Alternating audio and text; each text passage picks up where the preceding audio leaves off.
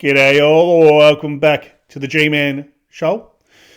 Thank you for joining me back on the internet today. We've got a few stories we're going to talk through, rant through and make commentary on. First up, we've got land tax. Then we're talking about this doctor guy who has been hiding secret cameras in the women's toilets. And then we're going to talk through no one wants to work in Australia anymore. Let's jump in. Cost of everything is going up, but one of Angie's bills has jumped by more than 2,000%, and it's not a mistake. Thanks, Elbow. He's paying for someone else's bad decisions. It feels like we're here working year after year just to generate money for the state government. Mate, is the penny dropping for people or what? Come on, guys. I've been saying this since I've had this channel set up. Not that long, about 6 months now. But just about every second video, I go on this tangent about it. We're pay pigs, guys. Our existence is to go work for the man, pay taxes, be charged left, right and centre, hidden taxes on everything we buy, just to prop up the government. That's more or less it. Then also that remaining money that you have, you've got to pay down the debt that you have for having a roof over your head in a lot of cases for people, home ownership. So you're paying tax. And then you're paying extortionately high interest bills on your mortgage. So which is another tax, in my opinion. Or you're paying rent. It's a good system we're in.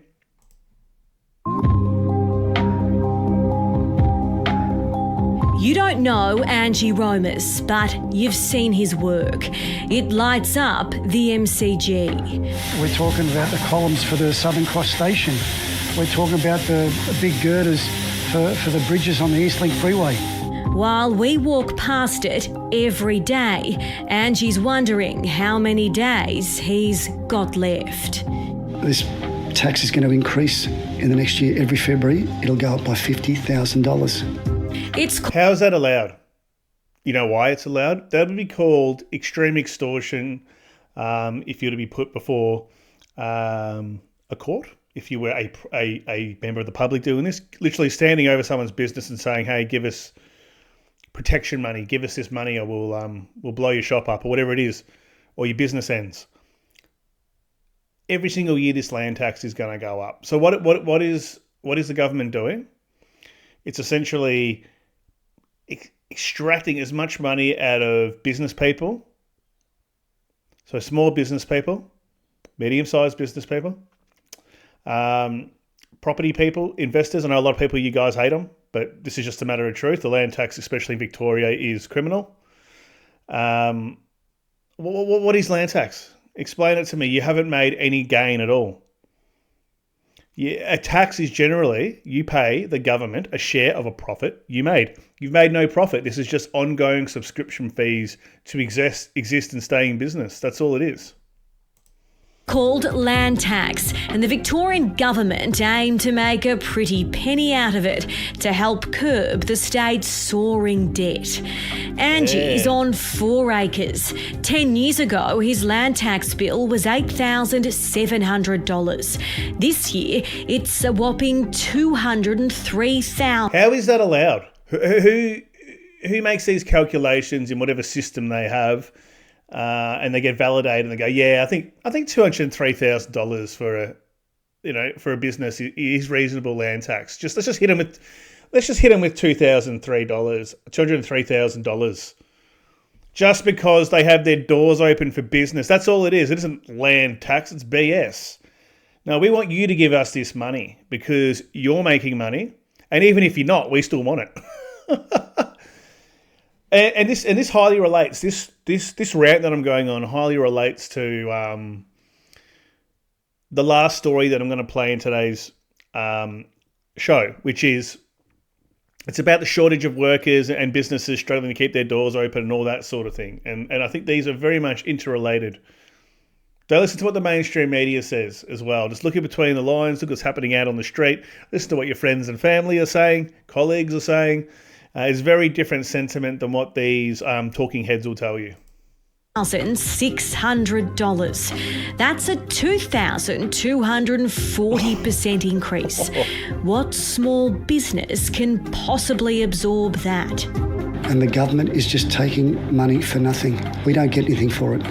You can't tax your way out of this debt situation. We need to incentivise business to grow. Absolutely. Yeah, nothing to see here, guys. Nothing to see here. I made a video yesterday with Bullock saying, there's no issues in the economy.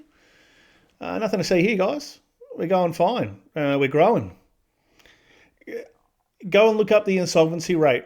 How many businesses have been put into liquidation as an increase from last year? To my understanding, it's about 48% or something.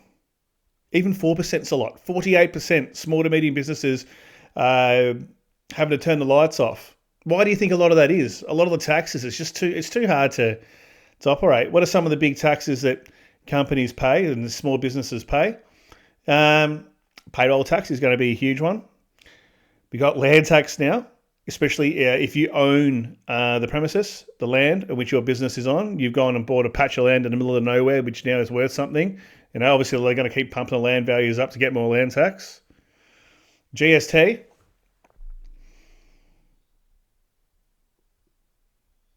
Let's talk about council rates. So if you own a property business and you own the land, you're going to have to pay council rates on it as well, through the roof. Massive anchor around the neck of any small businessman, businesswoman, business person, whatever you want me to call you. In the comments, tell me, what is your experience like out there? Am I on the money here? Am I on the same sentiment as you, or am I just carrying on, screaming at clouds? Since 1973, Corrosion and Coatings has been doing business in Dandenong South in Melbourne's southeast. But now, Angie says, No, we're being punished for just being here. Yep. Angie's been successfully operating here for 24 years.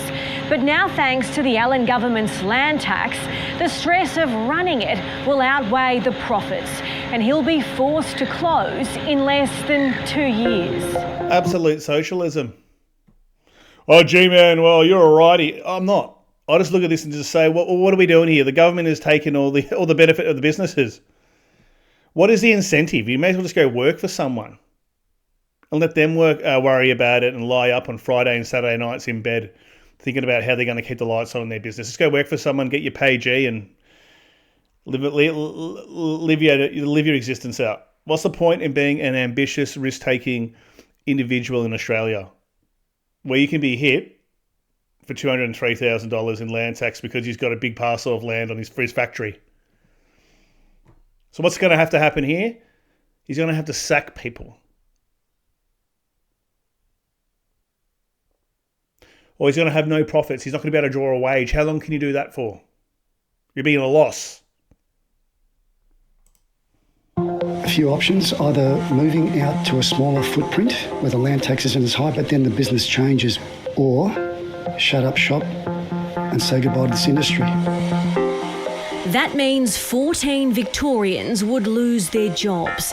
And if Angie shuts up, who sandblasts the steel and paints it for the state government's big build? There's others here that might be able to take some of that capacity, but you go into state first, and then the product will come in finished, sandblasted and painted from Asia or the Middle East. So it's just dollars going out of Australia. No one wants that. Governments do.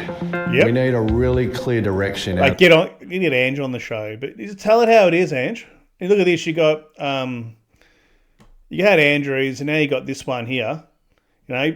Just complete dictatorship over the state of Victoria. These are people who have never been in business. These are people who have never had proper jobs. Their whole life they've been living off, suckling off the tit of the taxpayer in the public service. No idea. They just come up with ideas. They just like, how do we get some more money? You know what? Let's put up land tax. No one's going to care about that. They've their businesses. They make money. They got to pay their fair share. Property investors. Hey, let's go for them. They make money apparently. Let's tax them. Out of the state government as to how the debt is going to be treated, and it cannot be treated by increasing tax on business. Victorian Chamber of Commerce and Industry CEO Paul Guerra. We need to see a signal back from the government that reduces that land tax to set the state back for growth. We don't mind paying a nominal land tax. Everybody does. But it's become out of bounds now. Increasing by 23 times in 10 years is crazy.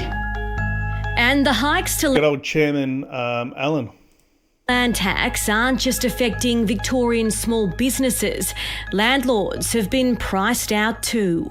My land tax was more than double. Father of four, Eric Chen, works as an accountant, but even he can't crunch the numbers and keep them viable. This is my first investment property. It will be probably my last. It's as if you're trying to do things good for the society, to provide a rental housing, to support the rental house market, and yet we're not treated equally. Eric's paying So, I mean, he's going to say, obviously that's going to annoy a lot of people, that comment, but it isn't non-factual. But that's the thing too. So Eric,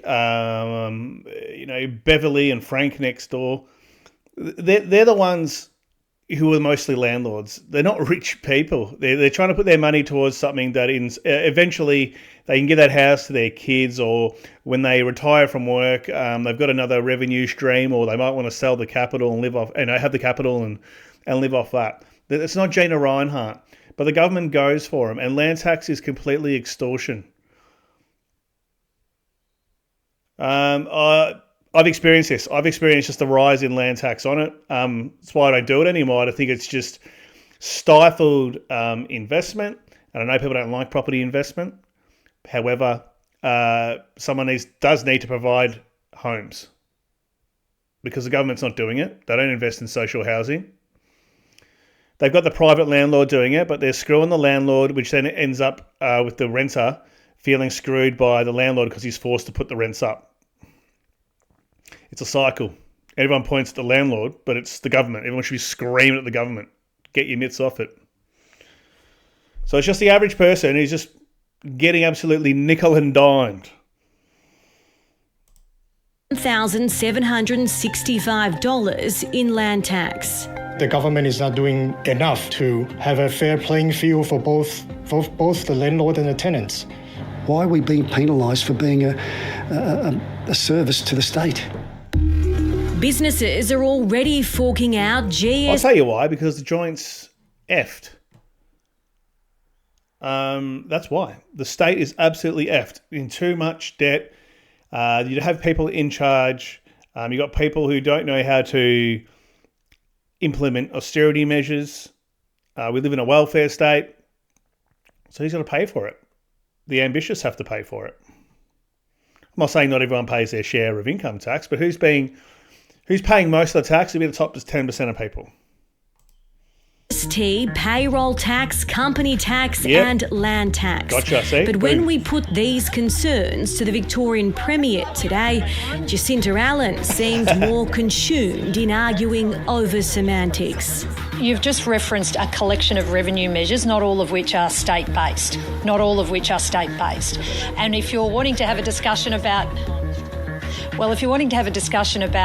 revenue that is collected by different levels of government and how it's allocated, that's a different discussion. But it doesn't affect the state government. They don't care about us. It's small business owners left to grapple with their futures.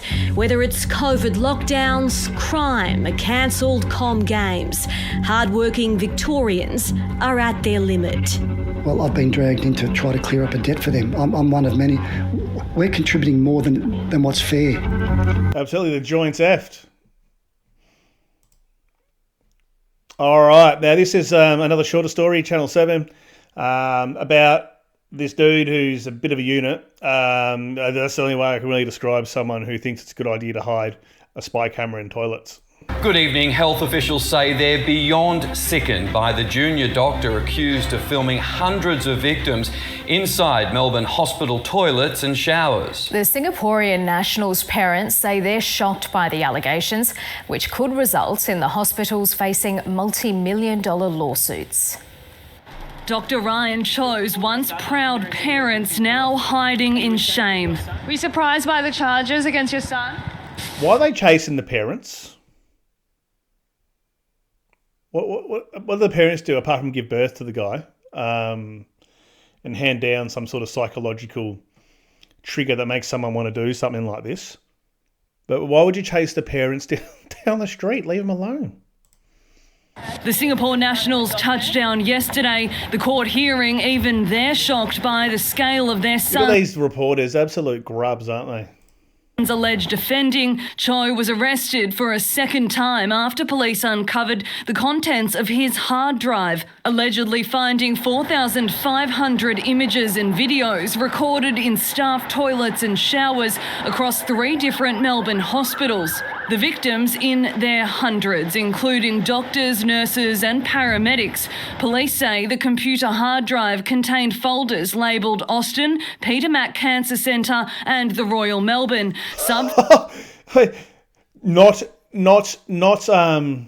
Not secret camera footage. You should have called it that, the folder.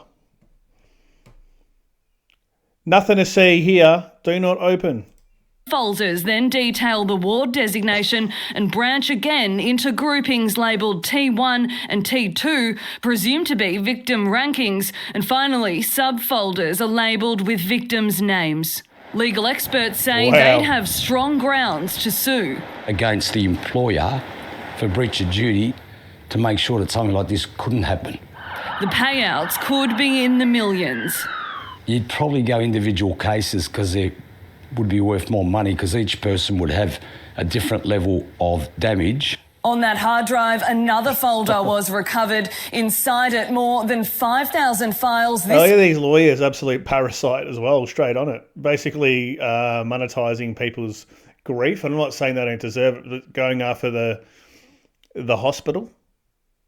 I mean, wouldn't you do that to this person? They'll never be able to pay the money. That's probably why. But why does taxpayer need to pay this? That's what you're doing. You're once again getting a taxpayer to cover the bill of this dude. This time filmed in residential settings, all labelled with victims' names. Dr. Choi was first arrested and bailed in early July, accused only of filming at the Austin Hospital. Prosecutors say the evidence includes 7 minutes of footage of the junior doctor setting up a camera. Last night, the Singapore national was denied bail. The 28-year-old deemed a flight risk, his lawyer vowing loyalty to his client. At this stage, he has options. He either appeals to the Supreme Court. In a statement, the head of the ambulance union described the allegations as beyond sickening. Jacqueline Stanley, 7 News. Mate, well, that guy's just wrecked his life to do that. He'll never be able to practice ever again, and probably nor should he, being someone who's in a position of trust in society and looked up to as a pillar of society. Got to feel sorry for the parents, though. They've invested their whole life to raise their son and get him over to Australia and probably study and pay for all of that. And then he goes and blows it because he's got some sort of kink going on where he thinks he has the right to film people. If you're going to do it, and I don't encourage it, why would you make it so easy for someone to get evidence on you? Like, just listed it all out there for them. Did all the work for the police. All right, we've got a bit of a worker shortage, apparently. Are we as a nation becoming afraid of hard work? Plenty of bosses in this country fear the answer is yes. Restaurants are reducing their hours. Small businesses closing their doors. They can't find tradies for love nor money. Oh, you can find tradie. They'll just charge you a go-away price, and if you say yes, they'll do the job. I've had that experience recently. Had to do some, I would say, reasonable level of capital. I'll call them or repairs, but capital expenditure on a property. Couldn't get anyone to want to commit to it because it was too hard, and they probably thought they could make more money doing easier work. So I got an F-off price. I just took it because I needed someone to do it. So I actually paid the money. I paid the stupid price. The guy came and did it. My father was a butcher, his father was a butcher, his father was a butcher. We started up in about 1880 in Sydney, so got a bit of history behind us. Clayton Wright of Wright's The Butchers has been in the game for more than 35 years. The business specialises in importing high-end meats like Spanish hams and Japanese Wagyu, and services restaurants, hotels and cruise ships from its South Sydney factory. But Clayton's struggling to find staff and he could be forced to shut up shop. Very difficult. We've been advertising for quite a long time, and unfortunately it seems to be the trades aren't that attractive anymore. Clayton butchering is it's not an easy job. It's a hard job. It's long hours and low pay for the work. Also, it's a dying trade. It's a dying trade. It used to be very popular back in the day. It's been dying for the last probably few decades. And do you remember in the old Aussie butchery, on the corner, or the old strip shops? They used to be everywhere. There used to be a lot of opportunity for people to get their trade, do their 4 years, and open up a little butcher shop and run their own show, be their own man, so to speak.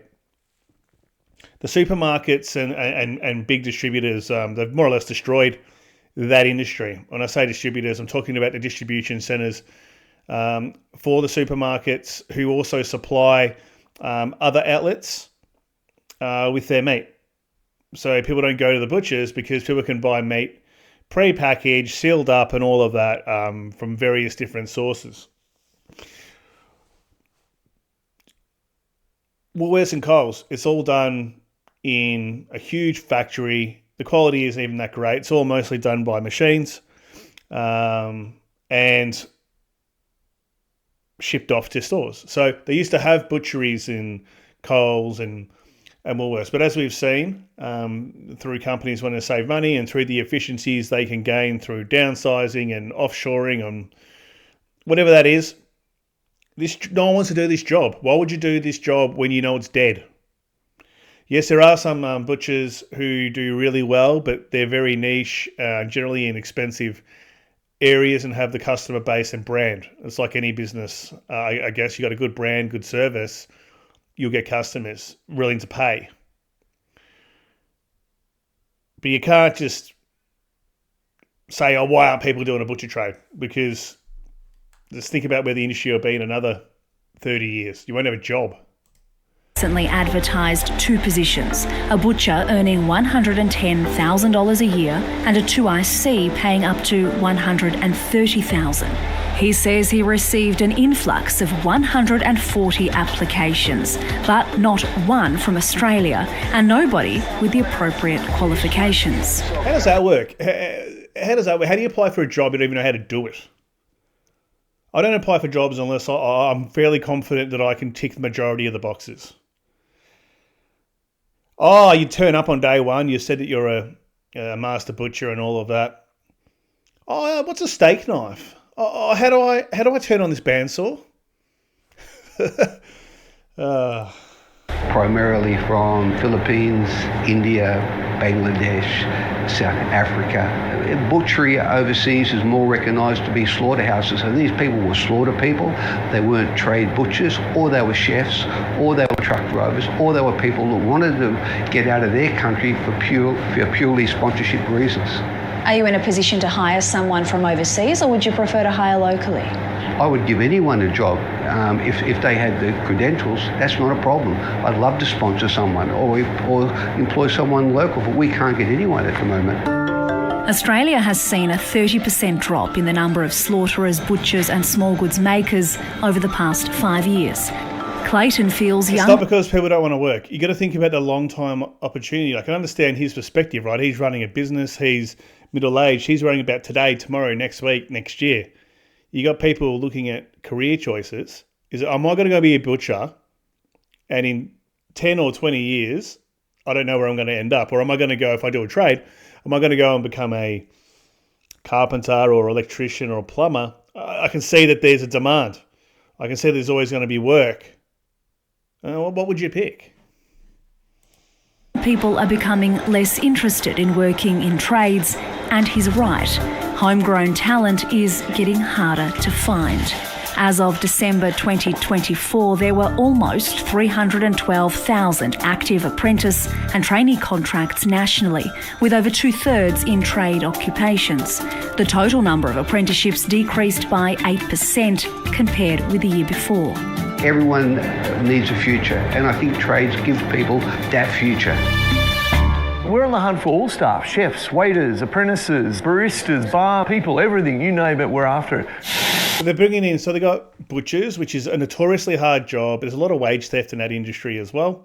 There's a lot of overtime. This isn't 40 hours. This is 70 hours a week type stuff. Early mornings, late finishes. They'll pay you 38 hours on the book or whatever it is, and then they'll give you cash in hand for the other hours. So it's complete wage theft. It's pretty dodgy. Then you've got chefs. You got these restaurants. Generally, the conditions in those places are very bad. High stress, high pressure, low pay, toxic personalities. In 2022, chef Luke Mangan opened a ritzy new restaurant in Sydney's CBD. Because of staff shortages, Luke's kitchen was operating just 4 days a week. Well, 3 years on, and the celebrity chef is still searching for staff. We haven't perhaps sold the industry as good as we should have. There's unsociable hours, I guess, and there's been queries in the pay world. So there you go. And also, okay, and sociable hours. So you got to work Saturday nights, Sunday nights, Friday nights, like all the busy nights of the week you'll be working, and you don't get paid that much for it, for the effort. It's almost minimum wage or just above over minimum wage. it's something that we've got to fix in our industry, but there is so much potential in our industry for young people to come in and have a career. Luke believes education is key. It's why he's developed the Inspired series, an opportunity for students to be educated and mentored by Luke and his peers. What drives you? What keeps you going? You have to love what you do. We go to kids around the country, aged between 15 and 17. I take 3 or 4 of the best chefs or restaurant people in the industry, and I Q&A them. Young Australians, if you're out there, come and work for this amazing industry. Last year, let me underpay you. Commencements of trade occupations decreased by 13.9%. Some of the industries being hardest hit: automotive and engineering trade workers down 17.1% and construction trade workers down 16%. I'm surprised at that. I thought that would have been going the other way. Our trades are what keeps Australia moving, and we really need them. There is an enormous opportunity there for young people to have a really great career through the trades path. CEO of Business New South Wales, Daniel Hunter, says the skills crisis could eventually threaten our economy.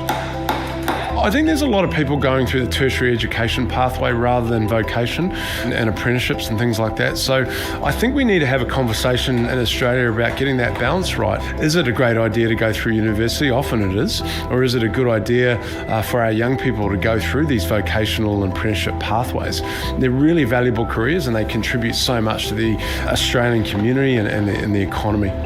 And with the... Well, I must say, look, the truth of the matter is, if you go into white collar, it's a lot more competitive to get jobs, especially graduate jobs at good companies and all that. But if you can get your foot in the door and work your way up, you're going to end up far better off than somebody working in a hospitality trade. Even if you've got the same qualification length, degrees 3 or 4 years, a trade's 4 years. You're going to walk out, you're going to be on a different path straight away. And your overall earnings are probably better, and your quality of life will be far better.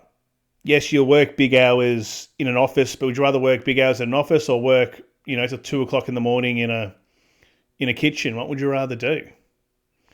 Or getting up at 5 o'clock in the morning and starting work in a butcher shop, or getting to office at 9 a.m. and getting paid more than the guys that are getting up and, working 14 hours a day and putting their health on the line. The body, breakdown of the body. You see butchers who are like 50 years old and look like they're 80. It's hard work. So you can see why people go white collar. However, I reckon it's going to turn back because we have an influx. We have a lot of people going into or chasing that white collar professions, and there's just not enough jobs for them. Graduate positions, experienced positions. It's very competitive, lots of layoffs, you name it. So I think the trades will become more attractive. But that's just my take on it. In the comments, tell me, guys, what do you think about some of my points? Am I on the ball? Am I off the ball? Am I just ranting? Let me know. We'll play this out and we'll end it. The growing presence of AI trades jobs could be safe, unlikely to be replaced thanks to the human elements in many skilled professions. These industry leaders want you. I've done many other jobs during my career, but I've always come back to butchery because it's honest, it's rewarding, and it's given me a lot of opportunities to meet people all around the world. So for anyone watching, why join the hospitality industry? Why wouldn't you? Come on, mate. I've heard not great things about people going down into hospitality work. It's hard. All right. Thank you for watching, guys. See you in the next video. Have a great day.